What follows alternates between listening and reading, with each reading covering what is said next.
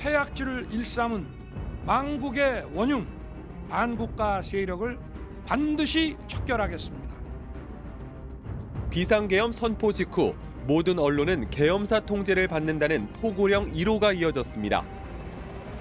윤 전 대통령이 MBC 등 언론사 여러 곳을 봉쇄하고 전기와 물도 끊으라는 지시를 했다는 의혹이 불거졌습니다. 종이 쪽지 몇 개를 좀 멀리서 이렇게 본 게 있습니다. 소방청 단전 단수 이런 내용이 적혀져 있었습니다. 단전 단수 요청을 소방청은 받은 것이 있느냐 이렇게 물었습니다. 그렇게 묻고 제가 받은 것이 없습니다라고 대답을 드린 것으로 기억이 나고요. 언론사 5곳을 말씀을 하시고 경찰 이야기를 하고 요청이 오면 적절한 조치를 취하라 이런 뜻으로 저는 기억을 합니다. 이들은 가짜 뉴스, 여론 조작, 선전 선동으로 우리 사회를 갈등과 혼란으로 몰아넣고 있습니다.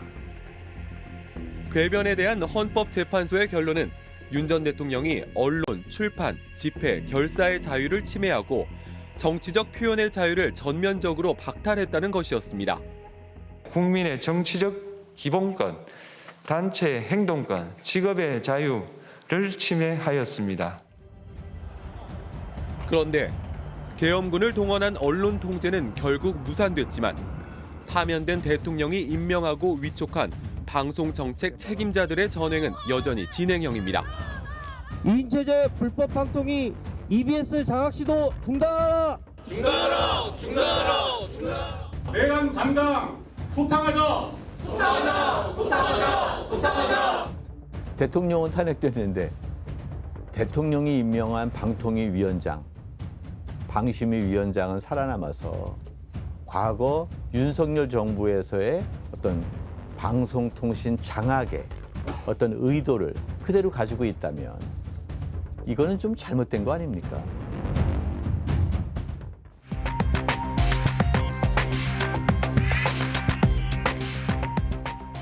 안녕하십니까, 이휘준입니다. 이번 주 스트레이트는 먼저 윤석열 전 대통령이 파면된 후에도 계속되고 있는 언론 통제 시도를 취재했습니다. 임상재 기자가 나와 있습니다. 임 기자, 교육을 담당하는 공영방송 EBS가 최근 매우 시끄럽습니다. 네, 신동호 신임 사장을 받아들일 수 없다는 구성원들의 반발이 거세게 터져나오고 있습니다.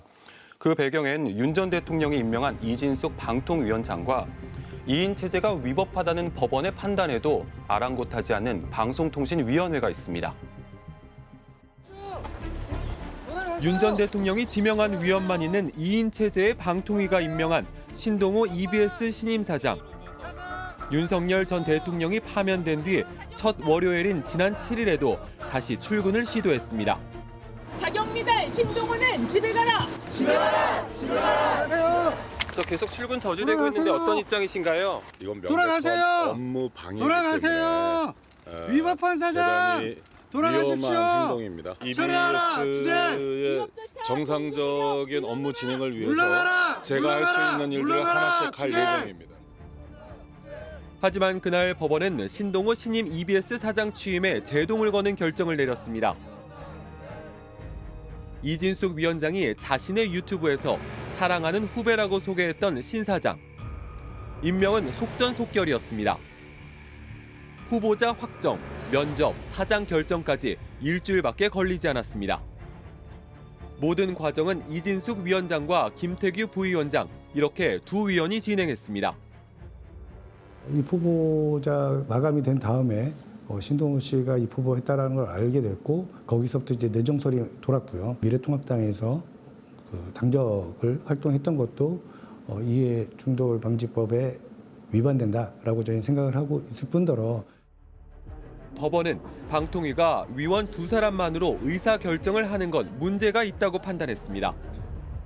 재판부는 방통위법은 5인 합의제 기구인 방통위 회의체에서 이뤄지는 의사결정이 위원 간 토론과 협의를 통해 실질적인 다수결의 원리에 따라 이뤄질 것을 전제하고 있다고 지적했습니다. 방통위원회는 대통령이 지명하는 2명, 국회에서 여당이 추천하는 1명, 야당이 추천하는 2명, 이렇게 5명의 위원으로 구성됩니다. 하지만 1년 6개월째 윤 전 대통령이 지명한 2명의 상임위원만으로 운영되는 기형적인 모습이 이어지고 있습니다. 그냥 이 두 명이서 결정하는 체제로서 우리 편에게 자리를 주고 싶으면 줄 수 있다. 남들이 뭐라고 비판을 하든 어떤 뭐 내부에서의 어떤 혼란이 일어나든 전형적인 이제 윤석열 정권식의 그러한 어떤 행동 패턴이 여기서도 드러난 그러한 사건이 아니냐 이렇게 생각이 되는 겁니다. 정권을 잡으면 시키지 않아도 자신들에게 불리한 보도를 해온 매체를 향한 수사가 시작될 거라는 김건희 여사의 대선 전 발언.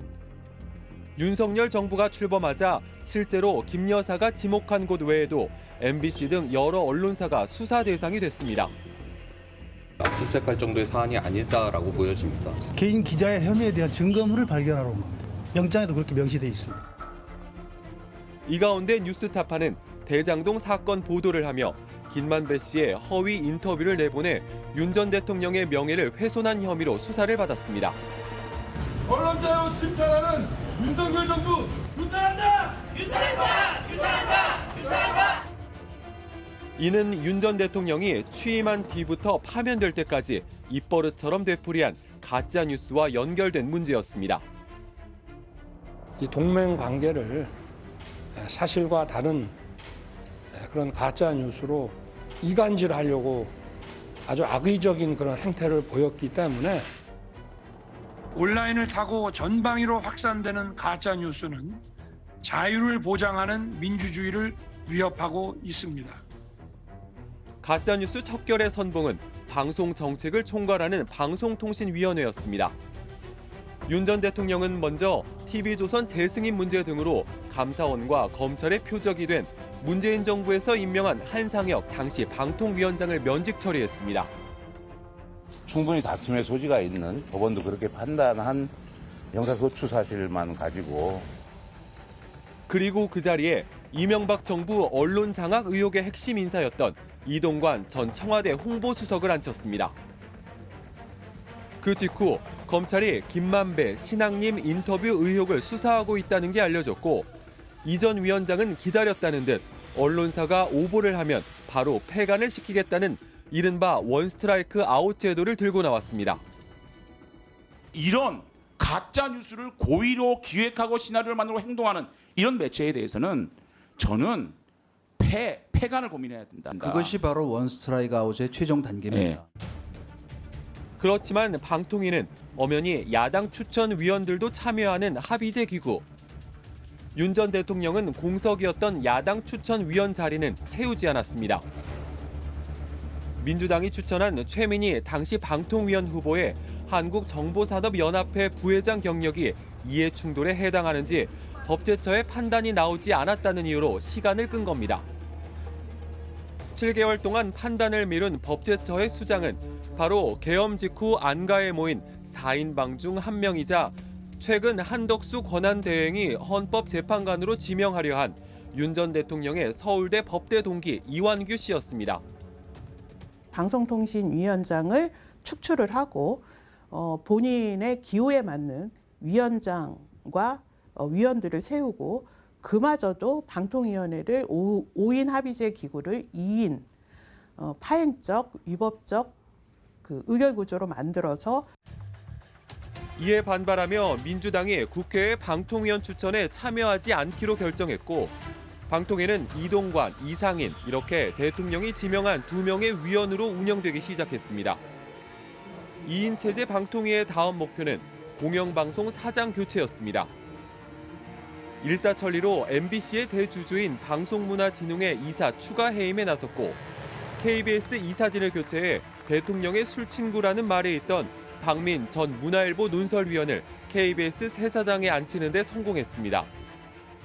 저는 대통령과 술을 먹은 게 대통령이 서울중앙지검장한테 딱 한 차례밖에 없습니다.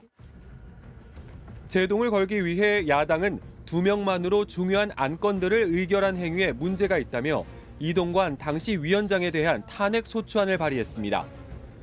그러자 직무 정지 전 사퇴 후 후임 위원장 임명이라는 마치 이어달리기 같은 꼼수가 등장했습니다. 본회의 표결 직전 이동관 전 위원장이 사퇴했고 윤 전 대통령은 이번엔 검사 선배인 김홍일 전 국민권익위원장을 방통위원장에 임명했습니다. 김 위원장은 이전 위원장 뒤를 이어 KBS와 MBC 대주주 박문진, EBS 등 공영방송 이사 선임 계획을 의결했습니다. 역시 이인 의결을 문제 삼은 야당이 탄핵안을 발의하자 마찬가지로 곧바로 자진 사퇴했습니다. 이번 저의 물러남이 반복된 혼란과 불행의 마지막이 되었으면 하는 바람입니다. 윤 전 대통령의 마지막 방통위원장은 이진숙 전 대전 MBC 사장이었습니다. 이사 선임 계획을 물려받은 이 위원장은 취임 당일 서둘러 공영방송 이사들을 선임했습니다. 이렇게 하신 이유가 뭔가요? 법과 절차에 따라서 했습니다. 그렇지만 이 위원장의 계획과 달리 신임 이사 선임은 효력이 정지됐습니다. 1심과 2심, 대법원까지 모두 이진숙 위원장의 방통위가 박문진 신임 이사 6명을 임명한 효력을 멈춰달라는 신청을 받아들인 겁니다. 합의제 행정기구를 만든 이유는 뭐냐면 사회 제반의 의견들을 잘 수용을 해서 협의해서 합의해서 그래서 뭔가를 결정하라는 뜻이거든요. 그게 대통령이 지명한 2인 체제에 의해서 완전히 한쪽으로 쏠려 있는, 왜곡돼 있는 상태라고 볼 수 있습니다. 2인 체제에서 의결한 법정 제재도 무더기로 무효로 돌아왔습니다.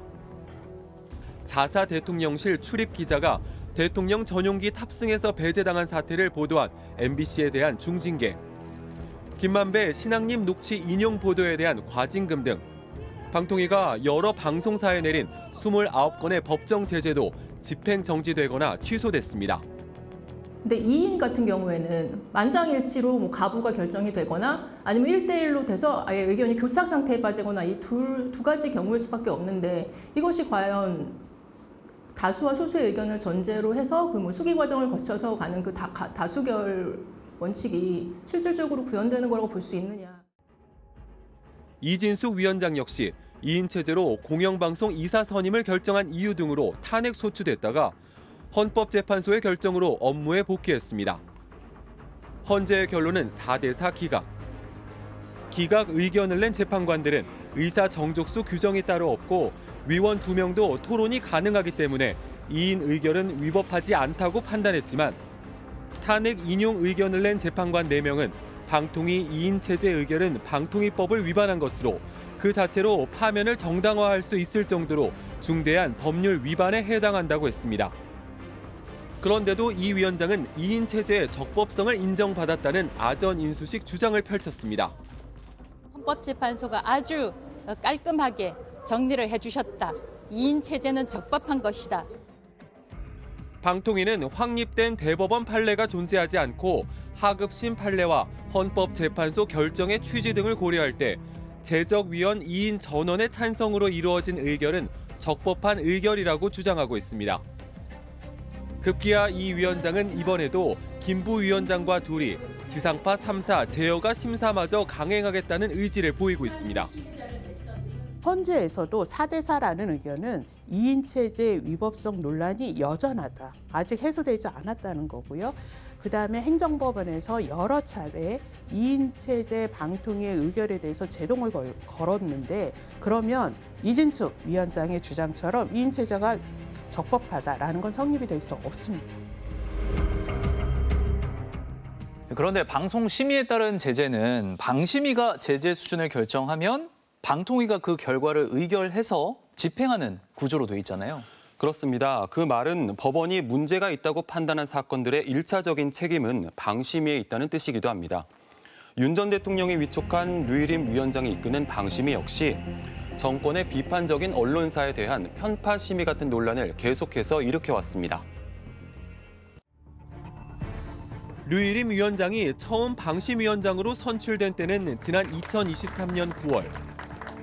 마찬가지로 뉴스타파의 김만배 신앙립 인터뷰 보도를 두고 논란이 벌어지던 시기였습니다. 방심위에는 이 기사를 인용 보도한 방송사들을 심의해달라는 민원이 무더기로 접수됐습니다. 국민들에게 잘못된 정보를 전함으로써 자유민주주의의根幹을 흔든 중대한 사건으로. 그런데 얼마 뒤 이 민원을 넣은 사람들 중 40여 명이 류 위원장의 가족이나 친척, 지인이라는 의혹이 불거졌습니다. 이른바 민원사주 의혹. 당시 류 위원장이나 방심위 담당 간부는 위원장이 이런 내용을 보고받은 적이 없다고 의혹을 부인했습니다. 심의위원회 사무처 팀장이 위원장에게 가족으로 추정되는 류 땡땡의 민원 신청 현황을 보고받은 사실이 있습니까? 없습니다. 방심위의 근간을 흔드는 민원사주 의혹은 일선 경찰서가 맡았는데 의혹을 제기한 내부 고발자는 개인정보 유출 혐의로 서울경찰청 반부패 수사대의 수사를 받는 어처구니 없는 일도 벌어졌습니다. 이렇게 불합리한 수사를 하지는 않을 것이다. 그리고 우리가 옳은 얘기를 하고 우리가 증거를 들이밀면 봐주겠지라는 생각을 했는데 뭐 그런 것들이 전혀 이루어지지 않는 환경을 보면서 마음이 좀 무너지는 느낌을 좀 많이 가졌습니다. 그런데 최근 담당 간부가 과거 증언이 거짓이었다는 양심 선언을 했습니다. 위원장께 보고를 할 수가 없었습니다. 류희림 위원장에게 보고했습니까? 네, 보고했습니다.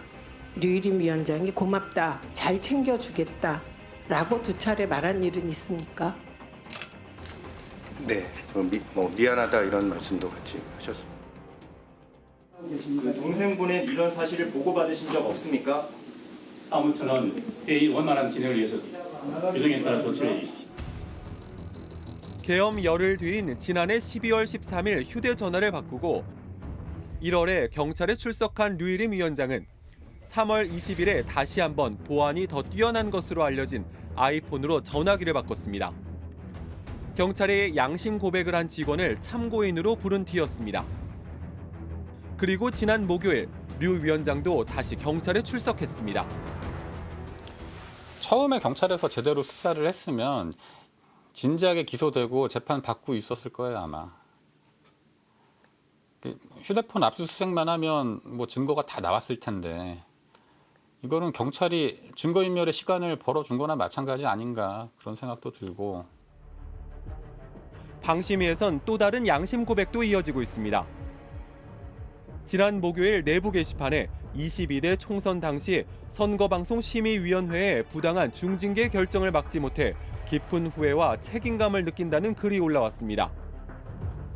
출연진이 백악관에서 윤 전 대통령에 대해 친일 집안 출신이라고 논평했다는 등의 언급을 한 MBC 라디오 뉴스 하이킥 심의를 담당한 직원이었습니다. 당시 선방심의위원회는 관계자 징계 조치라는 중징계를 내렸지만 이 역시 법원에서 취소됐습니다. 이 직원은 심의 규정 위반 정도가 미약해 시청자 민원 검토 의견 보고 이후 종결 처리할 사안이었는데 선방심의위원장은 이를 거부하고 모든 민원을 안건으로 상정할 것을 지시했다고 밝혔습니다.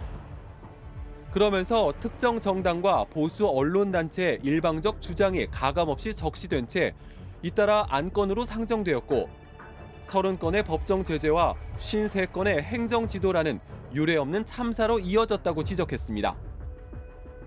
이 글엔 그동안 지켜져 왔던 원칙과 규정, 상식이 깨졌기 때문이다.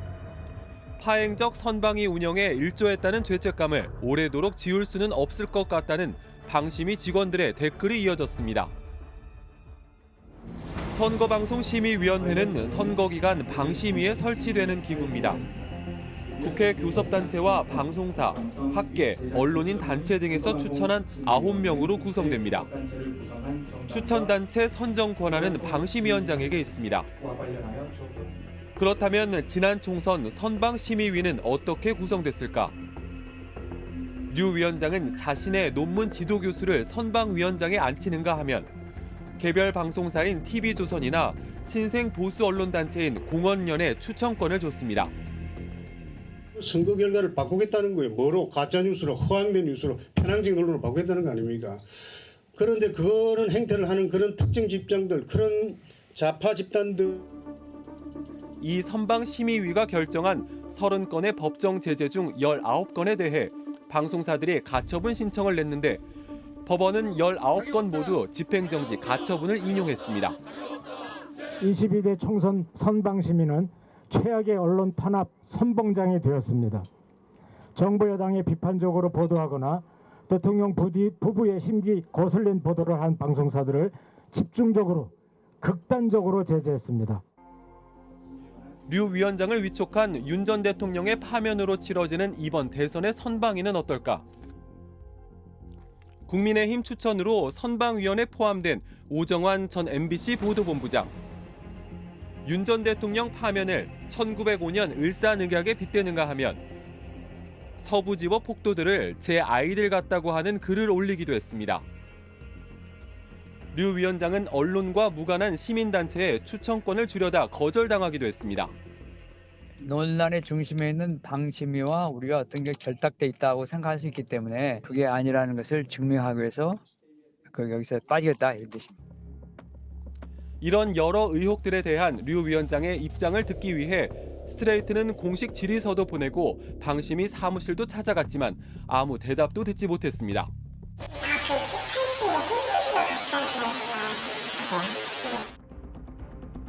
결국 정치 권력의 입김에 방송 정책기구와 공영방송이 휘둘리는 걸 막기 위해선 정부와 여야가 개입하는 정치적 후견주의를 해결해야 합니다. 하지만 여야의 상황에 따라 관련 법률 개정은 후순위로 밀리거나 거부권의 대상이 됐습니다. 차기 정부는 과연 어떤 선택을 할까요? 어느 정권이나 정권을 잡게 되면 공영방송이 자기에게 좀 협조적인 태도를 갖기를 기대합니다. 정치적 생리죠. 문재인 정부 시절에 방송법을 제대로 개정했더라면 사실 윤석열 정부의 방송 장악과 통제는 조금 더 약화됐을 것이 사실입니다. 그럼에도 불구하고 전체적으로 모든 정권은 공영방송을 통제하려고 했으니까 공영방송에 대한 입법 사항은 야당 시절에 제안한 법을 준수하겠다는 좀 다짐 이런 것들이 필요할 것 같아요.